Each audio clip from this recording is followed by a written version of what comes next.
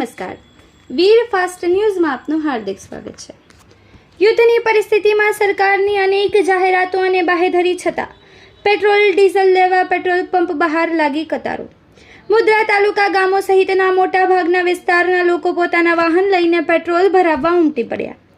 આપણી પાસે પૂરતો જથ્થો ઉપલબ્ધ છે તેવી જાહેરાત વચ્ચે મુદ્રામાં મોટા ભાગના પેટ્રોલ પંપ બંધ। મુદ્રામાં પણ ઈંધણનો જથ્થો ખૂટી પડ્યો હોવાની ચર્ચા વચ્ચે પેટ્રોલ પંપ પર લોકોની ભીડ જોવા મળી। આજે મુદ્રામાં બપોરે ખોડિયાર પેટ્રોલિયમ બપોર કલાકો સુધી લાઈનોમાં ઊભા રહેવું પડ્યું હતું। રોડ સુધી ભીડ લાગી હતી અને પોલીસ બંદોબસ્ત ગોઠવાયો હતો।